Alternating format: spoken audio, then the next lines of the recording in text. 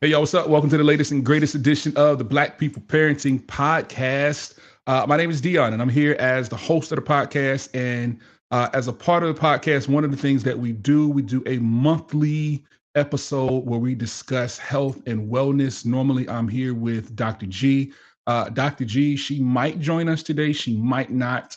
She could be running late.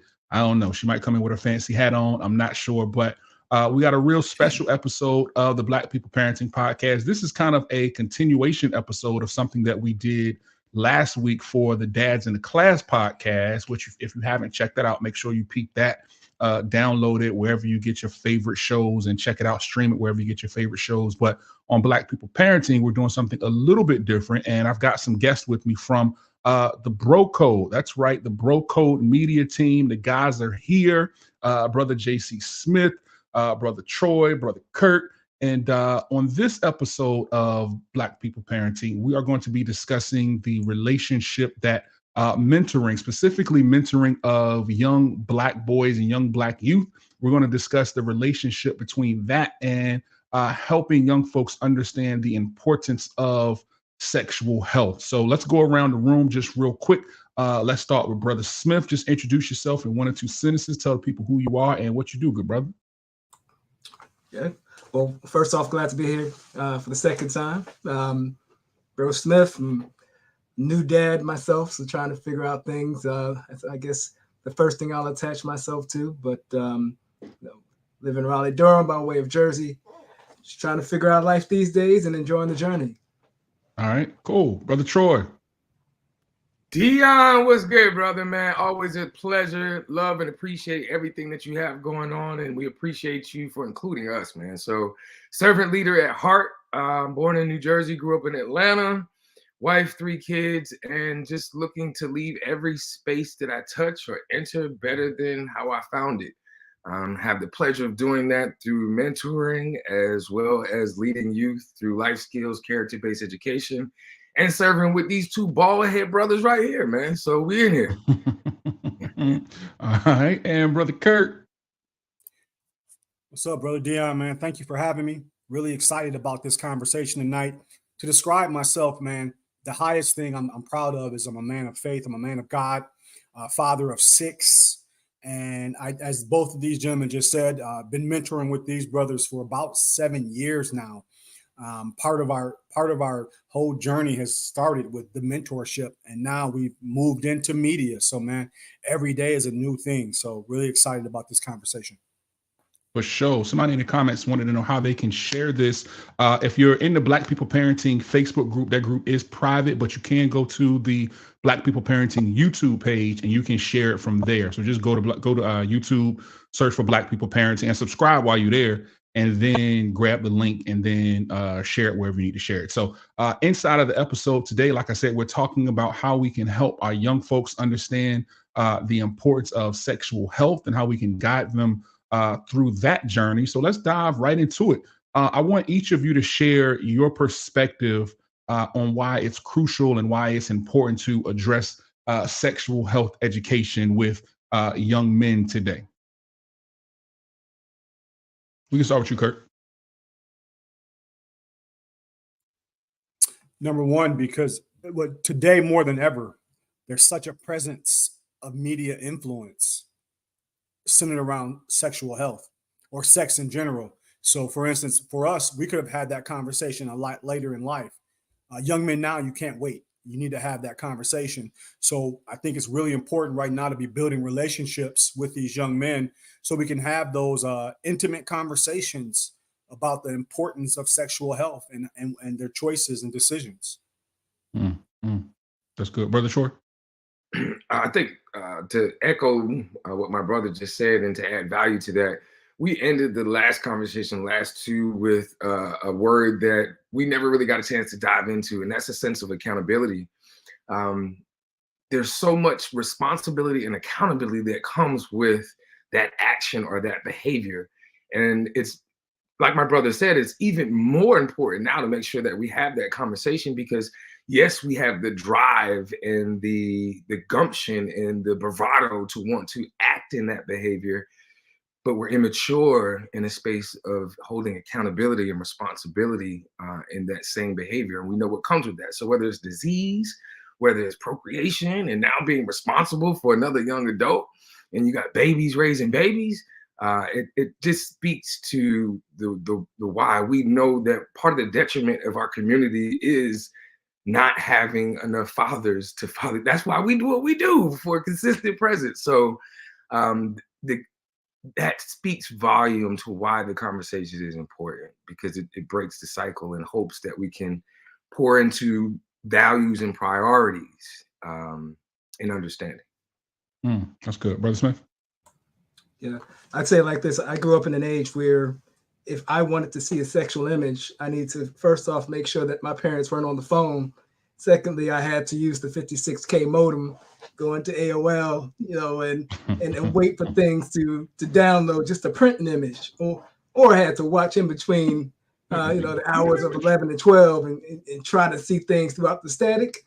Yeah. But these days, television, the internet, they fill in the gaps quite quickly. I was immune to a lot of what was happening up until a certain point, but these kids today, they have a cell phone in their hands from the time they're 4, 5, 6 years old, and are seeing all sorts of things that I would have never imagined at their age. So the faster we're able to, as men, as parents, fill in the gaps on the things that they should be seeing or should know about their bodies and the way relationships should be, I think the better, because if we don't teach them, they're going to learn it pretty quickly elsewhere.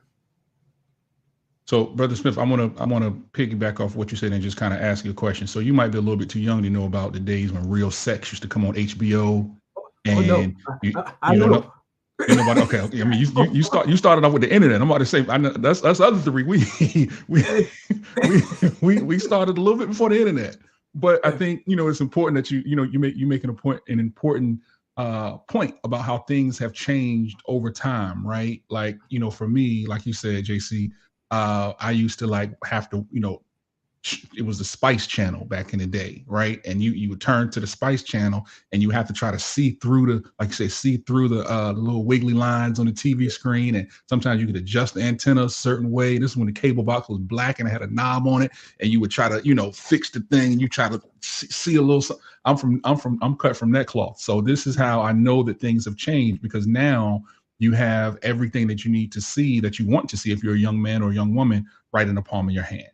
Right. Mm-hmm. So, and a lot with that comes misconceptions, right? It comes a false idea of what sexual relations are, what they should be, what they're meant for, how to interact with the woman, how to interact with the man. So I want y'all to tell me, what are some of the most common misconceptions that y'all have heard in the work that you do with young men or young ladies about not just sex, but about relationships in general?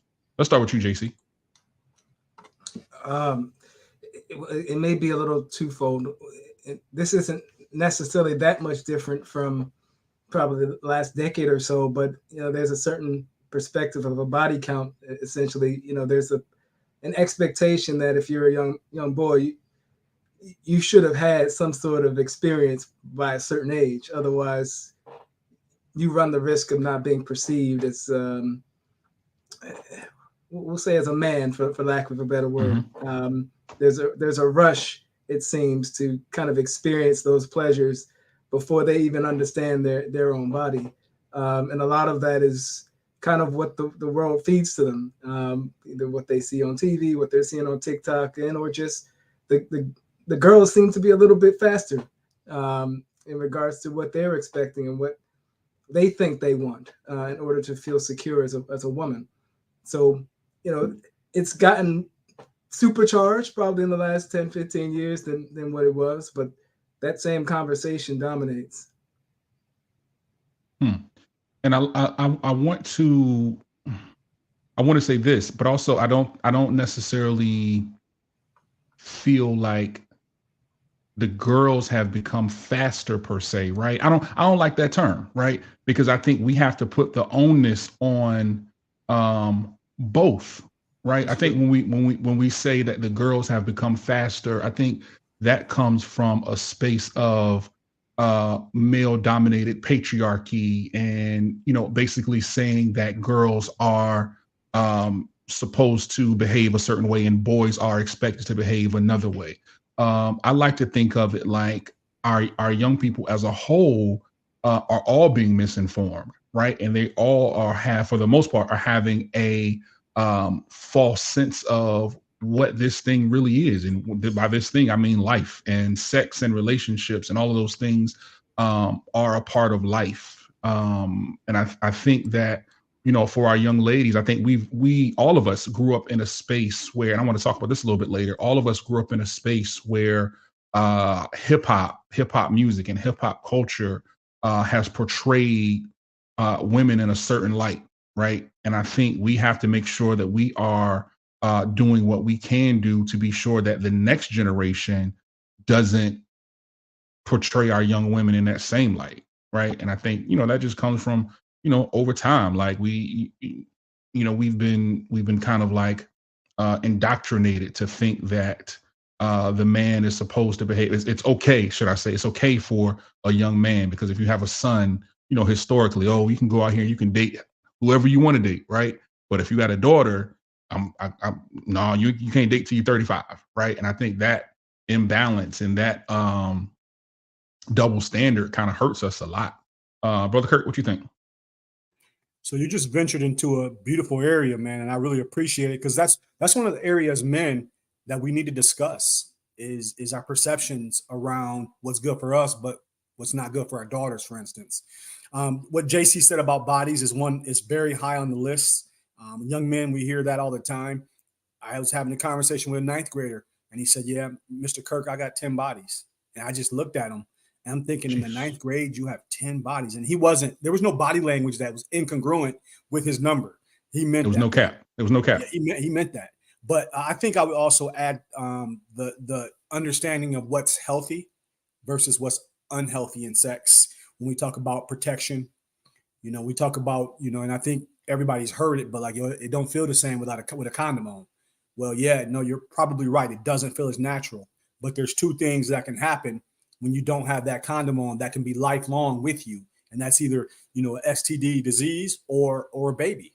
And so informing kids, both young men and that's dual too. That's for both sides, that if you're going to do it, here's some things you want to think about. Yeah. Troy. Man, I'm still trying to get over this double standard thing, man, because I got a 14-year-old daughter and a 17-year-old, about to be 18-year-old son. And you're absolutely right, Dion. There are conversations that I have with my son, not to excuse anything, but then there's other conversations I have with my baby girl. I think the biggest thing that I've had to do, right, I use my household as an example of a man with 3 kids in that teenage area, 2 of them in that teenage area, is self-worth. A space of self-worth and your value. Like, I double down on those conversations. I do. I have to. And I'm very real and transparent about my own phobias, challenge, isms, bias, proclivities when it comes to that space, because, as you said, when we talk about a body count, that ain't a new term. That ain't something that just started now, but the conversation we know is even more important. But I know in my household, I have definitely doubled down on the space of self-worth, value, and the importance in understanding your decision-making. And how those decisions that you make today will affect you years to come. That's good. I like that. When my daughter is a sophomore in college, and last year she had a boyfriend, right? And one of the things that I talked to her about once I discovered that her and this young man were dating, they were doing whatever, was the importance of understanding what her value is and making sure that she knows that she is the prize, right? So there is no, I'm doing this just because you're a high value man or male, right? if I'm doing this, it is because I'm the prize and I understand what my value is. And I hammer that home with her still now, right? But I want to know from y'all, in y'all's experience and the work that you do, just for parents, because every parent doesn't understand how to impart value and worth in their children. What are some strategies? What are some techniques that you know of, or that you have heard about, or that you have used yourself, that can help parents to impart value into their young people? Kurt, what you got? Well, first of all, the biggest thing is open communication. You know, does your child feel safe having a conversation with you about any topic? And y'all know, growing up, that wasn't the thing in our household. It's like they didn't talk. And so there were so many unsaids that you had to find out in the streets. And so for me, one of the things I pride myself in is having open communication that's non-judgmental with kids. And they really understand that. And just like, yo, we can talk about anything. And there's nothing you can't bring up that I'm going to look at you and shame you or guilt you about. So I just think making sure that there's an open wave of communication with kids, especially around, you know, the topics like we're talking about, whether that's religion, whether that's sex, those topics that politics that nobody wants to talk about. Those are the ones we need to talk about more, because those are the ones that the kids are going to have, you know, those hidden areas around. So talk about it. Even if it's hurtful for you to talk about it, because sometimes those conversations are painful.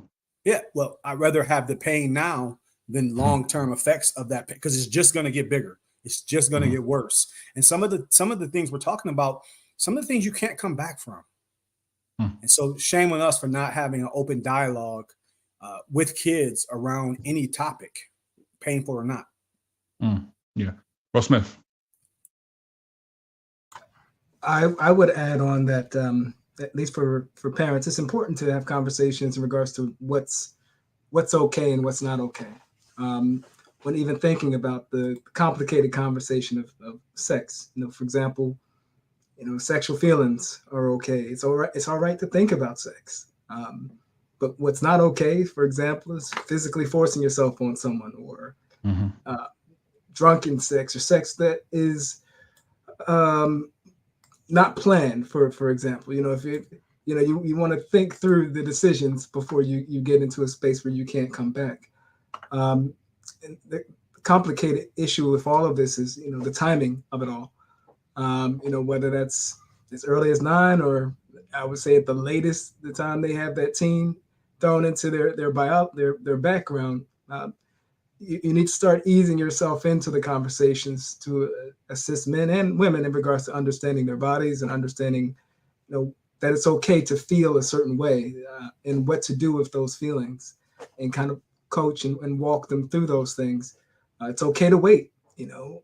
So those are just a few examples of what's okay, what's not okay, and the benefit of having those conversations as soon as both parties are readily accessible to hearing that information.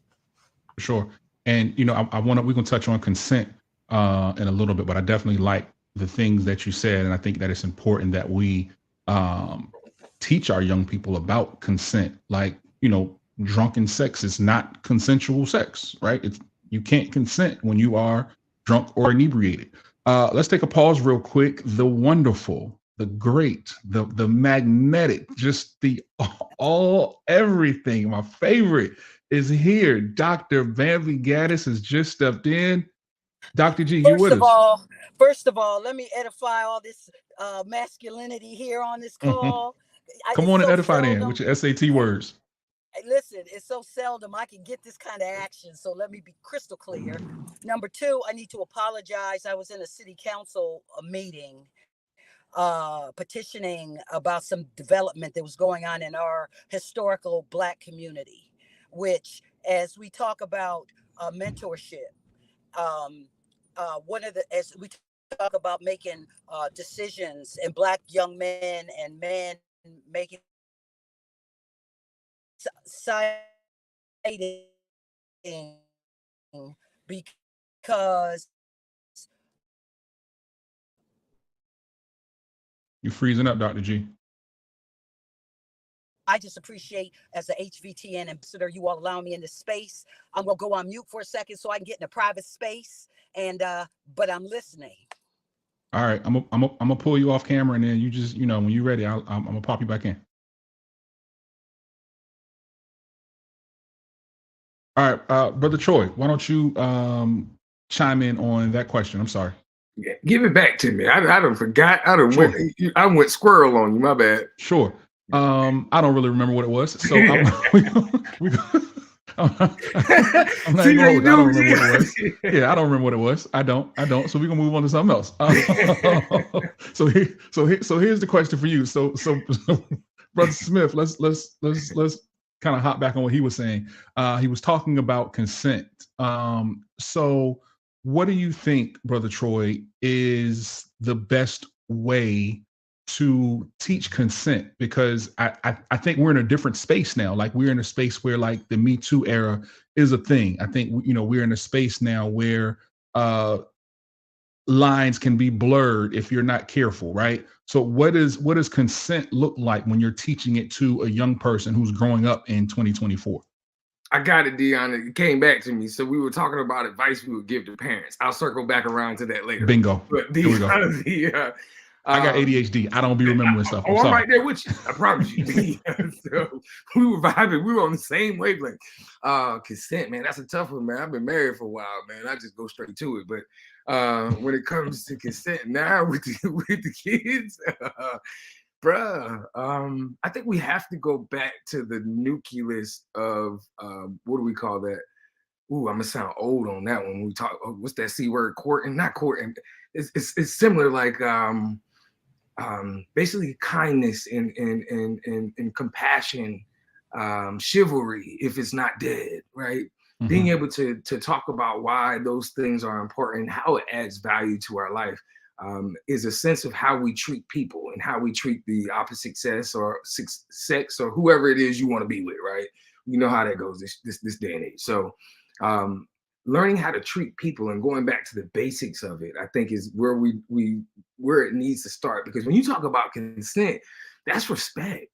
Like that's what it is, right? Yo, I respect you enough that I understand that you're not in your right mind to make this decision, and I'm not going to be pig-headed enough or selfish enough to take that innocence away from you.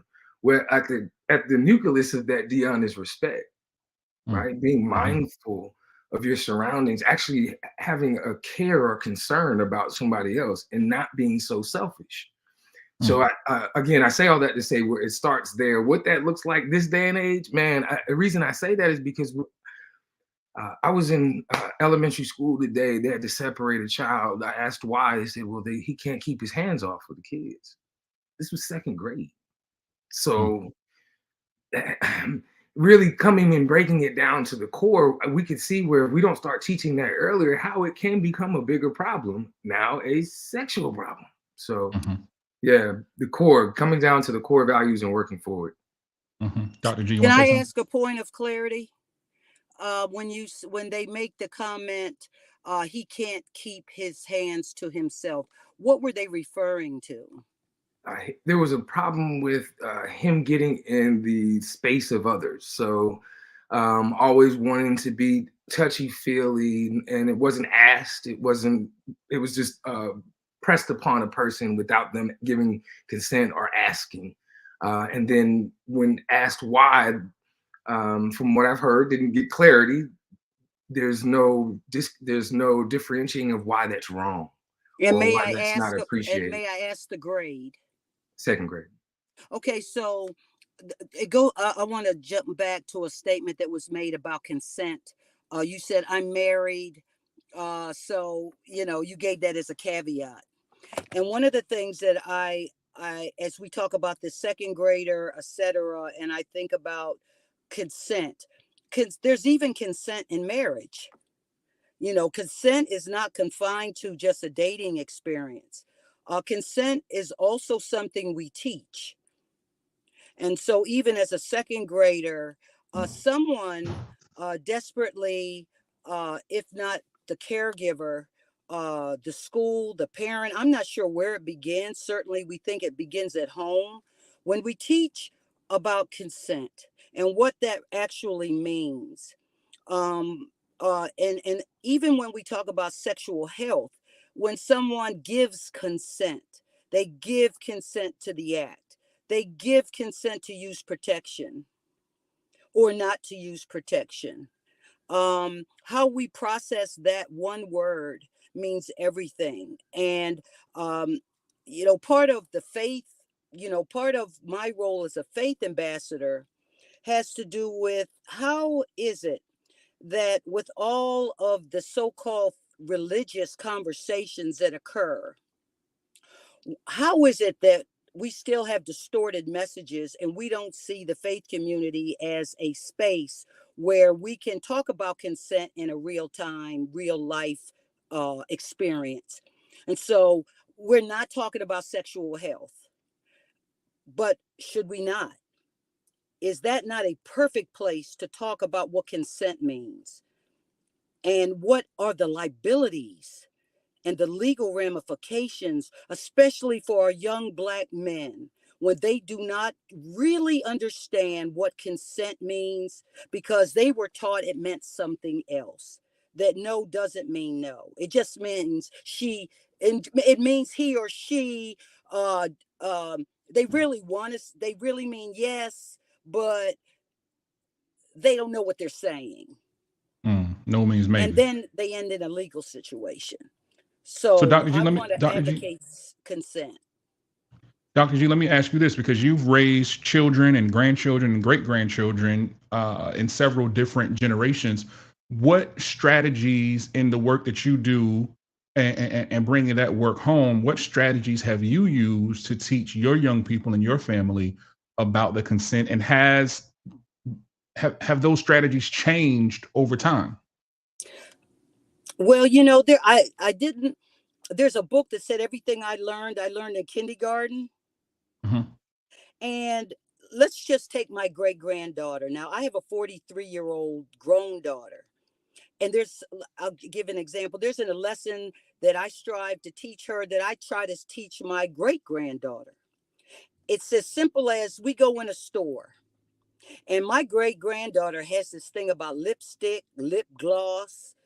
Where it came from, I don't know. But she's 3 and she's infatuated with it. So if I take her, or my daughter takes her into a store, we have to teach her impulse control. Her inclination is to grab and to take and to and will not, if not monitored, I'm not sure I can tell you that she won't try to slip off some lip gloss without permission and without paying for it.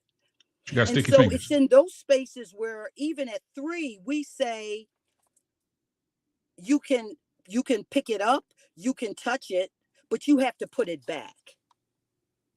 You can't take that unless you pay for it. If we get to the register and you have it in your hand and you didn't ask for permission, I'm going to put it back because that's not what we do. So I think that some of these lessons, Mr. Chavis, is really rudimentary, but it has to be stated. It has to be crystal clear. It has to be reinforced, and we have to be consistent in our message, and a message that's loving, not where we're beating and hitting or trying to make it not to use violence per se as a mechanism to teach these lessons, but do it out of love. And when they don't want to take no for an answer, we create a consequence that's reasonable for their age. If I'm making sense. Sure. Those premises work across ages. From a Mm-hmm. 16-year-old, I got a 16-year-old grandson. Sometimes I have to say to him, yo, dude, do I look like I was born yesterday? That stuff you talking, that's not new. That's nothing new under the sun. You got it packaged differently. But let me set you straight on a few things. So I do believe in straight talk as well. I don't believe in beating around the bush. Cut to the chase. Be kind, be loving, but be direct. Mm. There was a post that I put up in the Black People Parenting group a couple of days ago. It might have been yesterday. That a guy was talking about when he was growing up, how he had got in trouble for somebody was bullying him when he was in the bathroom, and he retaliated against the boy who was bullying him. And then when he got home, his uncle made him strip down and get in the bathtub and get out of the bathtub naked, and then spanked him with a extension cord.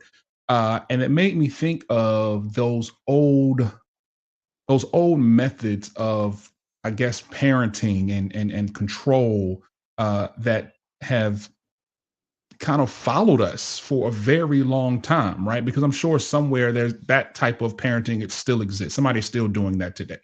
How do we get out of the old mentality of we don't talk about sex to our children? If you're having sex, I'm gonna beat you. If I find out that you are talking on the Masturbating. phone to a right, yep, okay. If I find out that you are masturbating, I'm going to beat you, or something. Like, how do we get out of having those old thoughts and those old strategies and kind of shift things into a different way of speaking, Brother Troy? Wow, that's a good question, brother. I can't wait to hear what you got to say. Man, that's a choice. So, I mean, how do we get out of that? How does a person get out of that? Well, any habit has to be relearned. So whether that's changing the environment where you're getting information, where you seek your information from, the people that you're around, because in most cases, to your point, that is learned behavior. So you parent the way that you were parented. So as a parent, that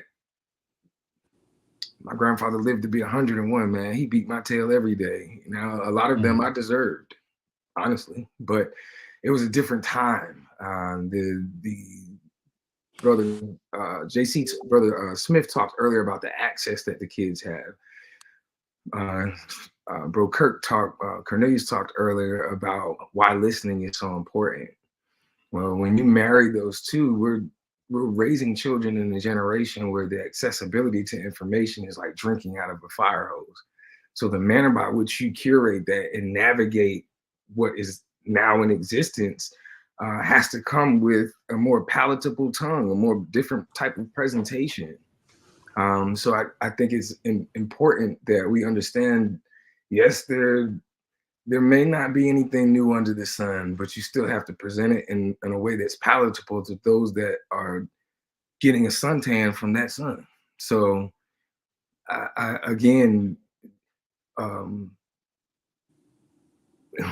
we can't do the same thing and expect different results. So regardless of age barriers, we're going to have to meet the kids where they're at. And we're going to have to find ways to do it. So it may not happen with ourselves. It may be the person that we're connected to, a mentor. It may be a group. It may be a nonprofit. I don't know. But again, if we're going to continue to make any type of changes, we got to change ourselves. Mm. Mm. Yeah. What you think, Brother Smith? I'd add on, Dr. G had mentioned the church, and a little bit of background on me. I went to a Catholic school from kindergarten to 10th, to where I was Baptist at home. And so I got all sorts of tutelage. And so I had chastity preached to me throughout school. The importance of keeping yourself pure for the Lord, confessing your sins in the event that you had what was considered impure thoughts.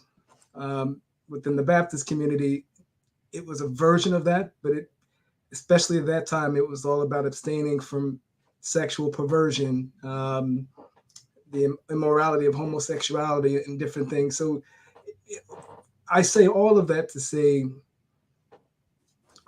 times are a little different. The church still speaks to that in some respects, but many of them have opened up to kind of more holistic ideas of what sexual cleanliness, for lack of a better word, is. Even the Pope himself has embraced homosexuality, and so that's certainly a change for Catholicism. We as parents, we need to be patient, and remember where we came from and what we would have wanted our parents or our friends to have shared with us at that time.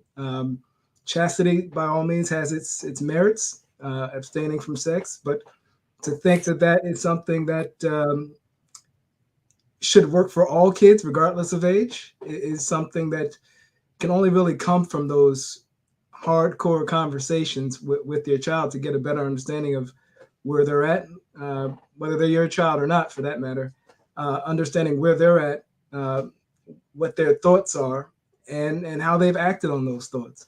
And speak what you know, but allow them to kind of guide their own thoughts in regards to how they'll deal with it, and give them as much resources as you can, from whether it be reading resources, conversations, and or any visual resources to kind of give them a better understanding of how to deal with all of those thoughts.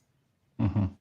And I know Dr. G is just itching to get in here on this, but I want to hear from Mr. Kurt. No. I want to pose another question to Kirk, and then I'm gonna toss to you, Dr. G, because I can see the look on your face.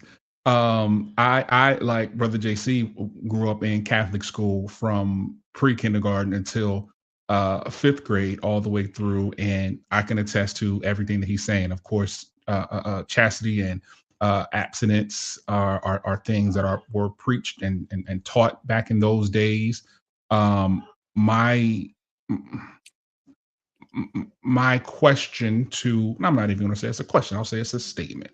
I don't understand how at this point the Catholic Church could have a whole lot to say about sexual matters, being that they are in the state that they are in. I won't go any further than that. I'll just say that being the state that they are in, I don't understand how they can have a whole lot to say about matters involving sex. But I want to ask Brother Kurt, what do you think that the message of abstinence, and do you think that the message of chastity is one that is still relevant? Is that a strategy that can actually work with today's generation? So great question, and I think it really depends on the child. Y'all know this. If you have multiple children, they all are different. One child may listen to abstinence while the other child's like, no, I'm about to get in the game. I'm about to play. So I think you teach everything. I think you teach a little bit of all of it, and you see where it lands with the individual. And wherever that individual it lands, then you double down and have the conversation. But again, you all know this. You can't parent every child the same. That doesn't work. And I think a lot of our parents just did that. This is what it is. And I'm going like, yeah, that doesn't resonate with me. It might resonate with my brother, but I didn't have an opportunity to either, number one, speak up back then. We didn't have that. Now kids do, whether they have that or not, they do it and they're speaking up. I think this is a great conversation because this has so much to do with everything else in life. You kind of brought up, I think you brought up spanking. You brought up the young man in the tub and all that. I don't know if it works. Like, I don't know if that works, because you'll have a child who will get in a fight at school, and then his punishment is a violent spanking at home. So in essence, you're doing the same thing that you don't want that child to do. And I think some of the things when we talk about culture it's a lot of the double standard or hypocrisy that we show as parents. Do as I say. No. Humans don't work that way.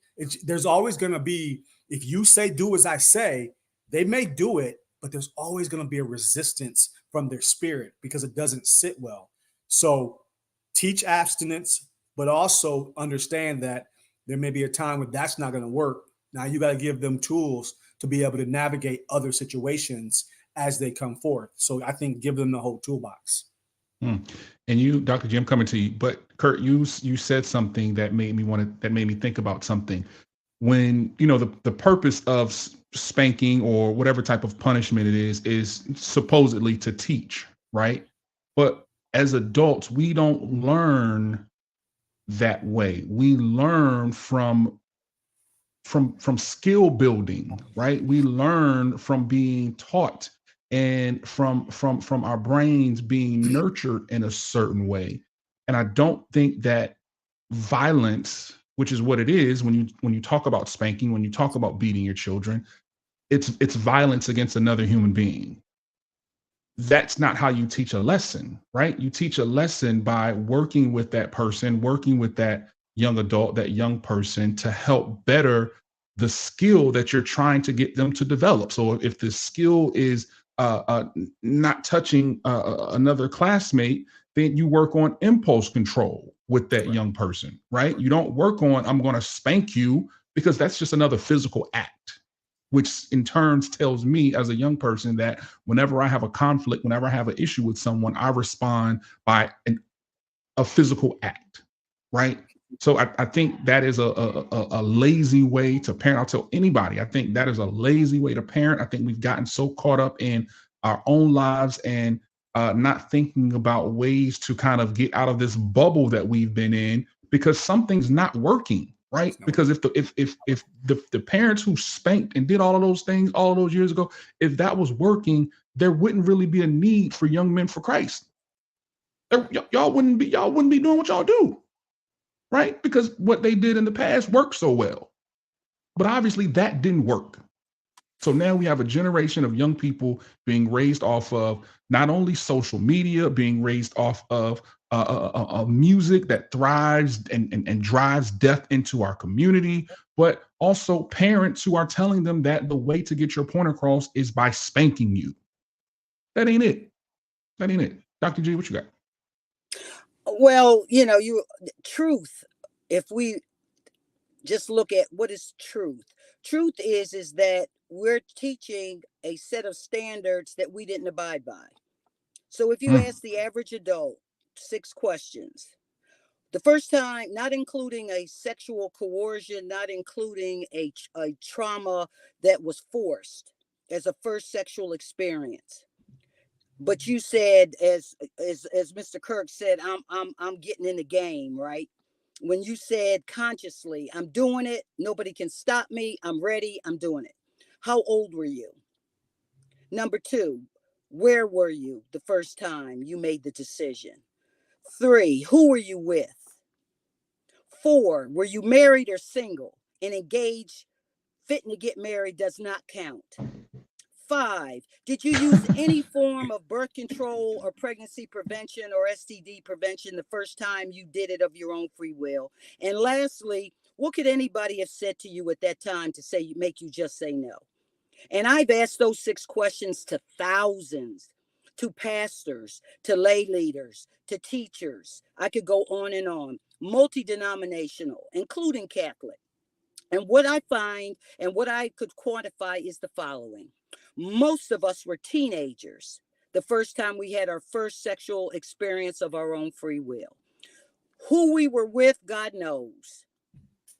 Where we were is age specific. The older the respondent, the more likely they say things like, I was in the car, I was in the bushes, I was in the barn, I was somewhere. Now they say in a hotel.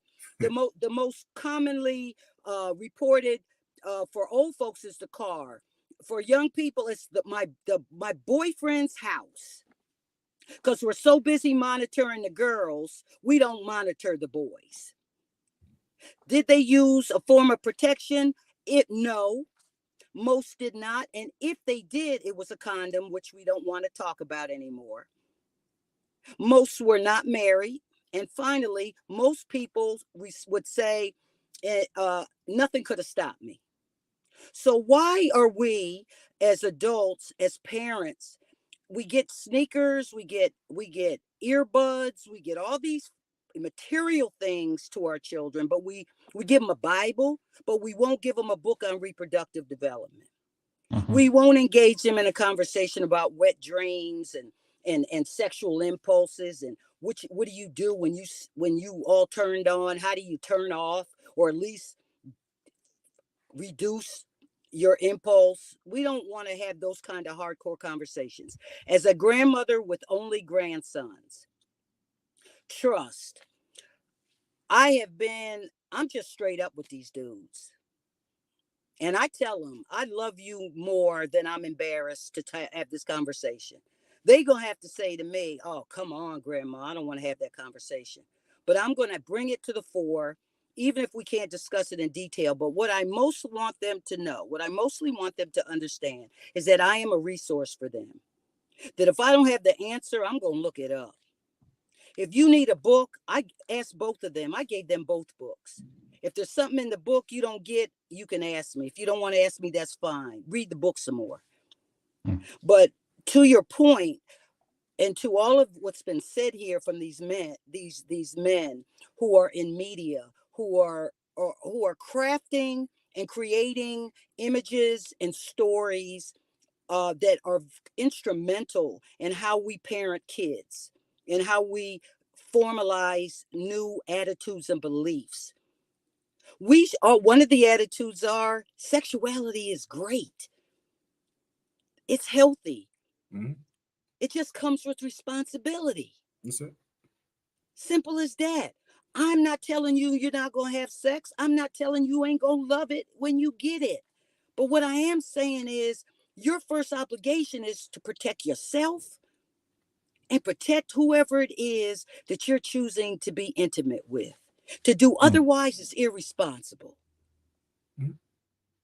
Now, Dr. G, I was actually, you caught me off guard because I was actually about to start talking about my first experience.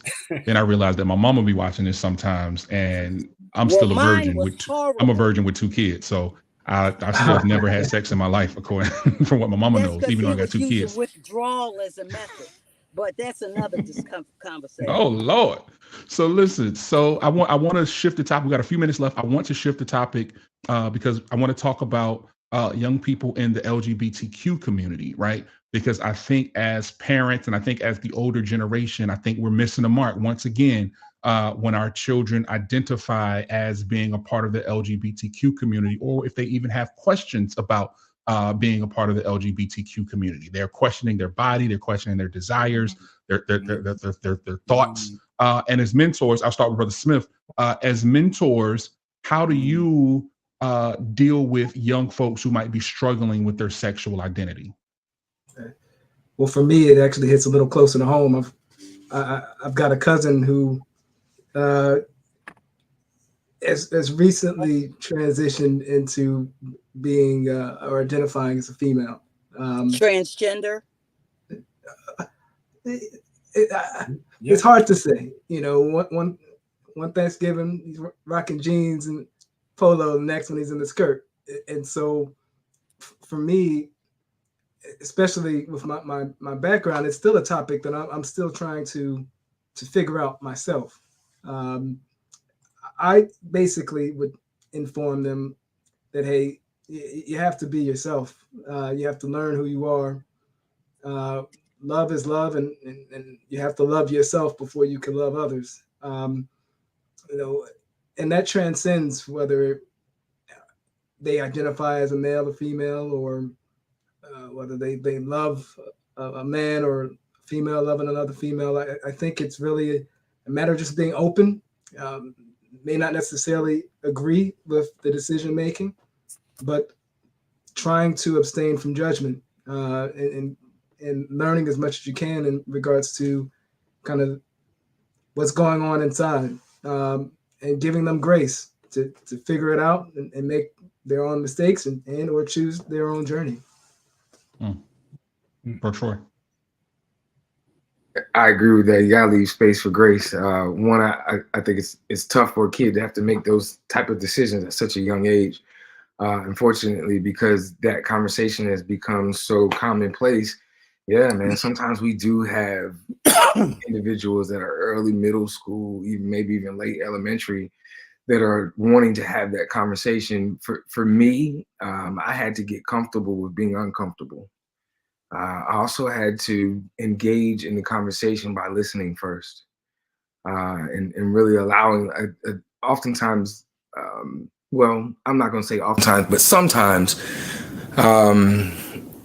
it can be, things can be repeated, meaning that they're saying what they've heard, or overheard through conversation. So for me, in my experience, it's always important to listen first.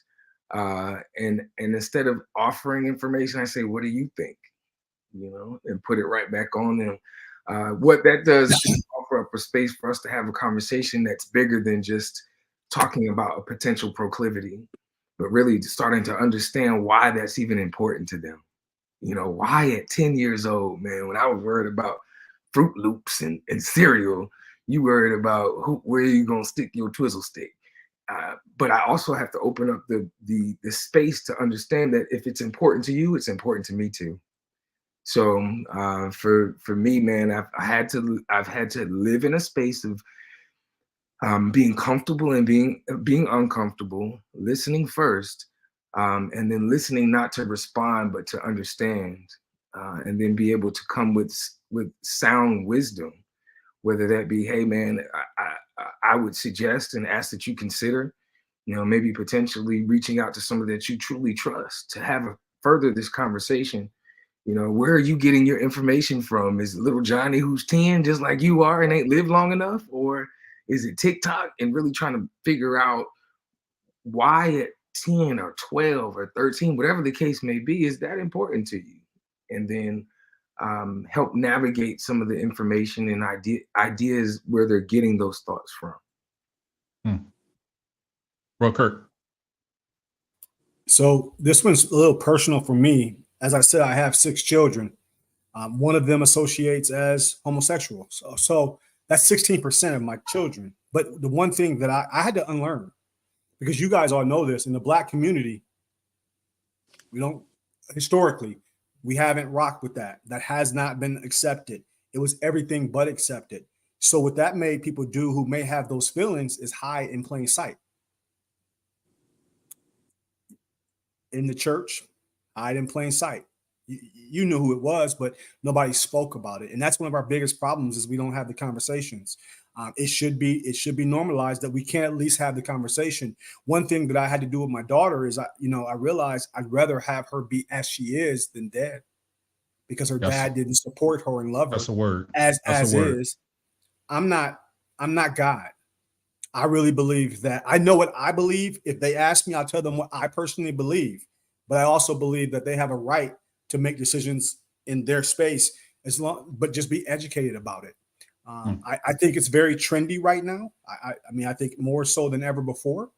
However, to each their own. That's their decision. I think we need to be there as mentors. That's what it's all about, isn't it? Is support. And we can't pick and choose the mess that we support. And it's all going to be there. We're going to have different levels of mess. So for me, it makes me lean in closer, because, just making sure that because like, you know what? Most people are going to say bad things to them. I don't want to be one of them. Well, as a mother of a same gender loving daughter who's 43, who came out long time ago, my husband and I just, my husband just one of these straight raw he's not her father, but he just flat out said, "Are you gay?" And and once he asked that question, it just totally removed any barriers to communication. We are totally open in our home. Her sons, no. We've talked about it in total open spaces. They know, to Mr. Kirk's observation, it's not even an issue. It's just a total acceptance of who she is, just period. What I don't understand, I speak on. What what issues I see in gay relationships seem to me synonymous with straight relationships. When I hear about the drama, I said, dog, that sounds just like straight folks. Mm-hmm. It's just a different, might be a different focus, but it all sounds the same to me. I think that is the one hurdle we still have to get over in our community. Because as a person who ran an organization, HIV specific, for 28 years, the trauma, the that I witnessed firsthand from many young gay children who've been cast aside, who've been thrown out of their homes, put out of their church, cut off financially, just thrown away due to diversity and differences in how their caregivers, parents, as whoever it was, saw their sexuality. I had to really do some self-examination as a mother, as a grandmother, and not knowing how our children will become, what they will become until they're it. In closing, I would say, you know, after talking and doing interviews with so many young gay people who identify as LGBTQ plus, one thing that I keep getting, they all keep saying to me, for as long as I remember, I've always felt this way. I just couldn't put it out there. So that tells me as a Christian that God doesn't make mistakes. How is it a 2-year-old? How is it a 5-year-old? How is it one of my staff who tells me at 7 he knew he was different, or she knew he was different? How does that happen at 7? And how do I question God about who his children are? So I personally try to advocate to my back to the mentoring. I try to advocate to my grandsons even before she came out, which is, come as you are. I accept you regardless. I don't care. I don't care who you are, as long as you're being safe, as long as you care about other people and you're taking others' well-being in mind, and you're making choices that are not just good for you, but good for the people that you come across. That is my desire for you. That's good.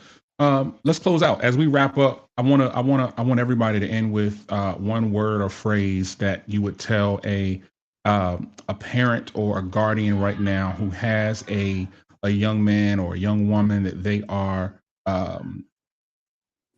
that is in their household or that they are in contact with, that they love. What's one thing that you would tell them, but they're struggling with how to have a conversation with them about sex? What's the one thing that you would tell them right now? Bro Smith.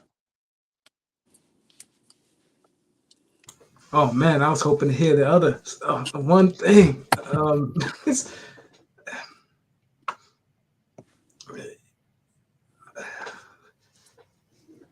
don't know.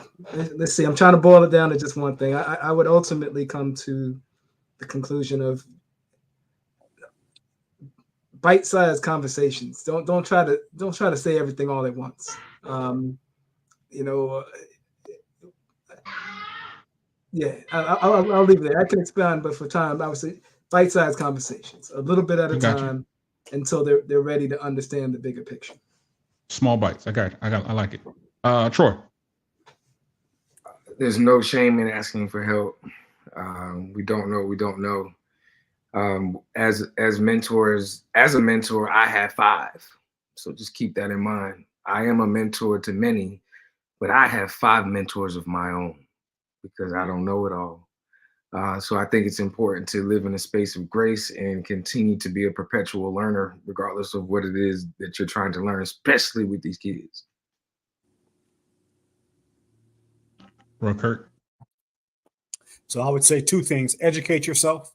Take the time to, go on YouTube or go on Google. Everything you want to know, strategies, all that stuff will be there. And then the second thing is stop overthinking it and just have the conversation, and then just move forward, because you never know how it's going to go if you don't have the conversation, and the clock is ticking. So the sooner you have it, because you don't want them learning somewhere else. Yeah. Dr. G, close us out. Stop comparing yourself with others.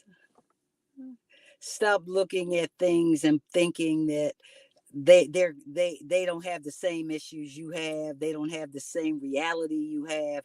That we all have to share something in common, and that is we all got our own issues. Mm-hmm. And so if we all have our own issues, we all have to seek truth in our own way. But love yourself first. If you love yourself first, if you stay centered in being at peace with who you are, whatever that is, whoever that is, then that is your first form of protection. And when you love you, you can love others in authentic ways because you love yourself in an authentic way. That's good. Let's close out right here, man. Don't forget, download the podcast, stream the podcast, wherever you listen to your favorite shows, share it, like it, subscribe to it. Make sure you follow the brothers from the Bro Code at Bro Code Show. Also hit them up, www.brocodetvproductions.com. We will be back next month with another one of these really dope episodes. Hopefully Dr. G won't be hanging out with the president or something. I know Joe got to come to South Carolina at some point. I'm assuming he's going to be rubbing elbows with Dr. G, but we'll get to that when we get to it. But you know how I like to say it, be good to yourselves, be good to each other. Most importantly, be good to these kids. We will talk to y'all on the next episode, y'all. Peace.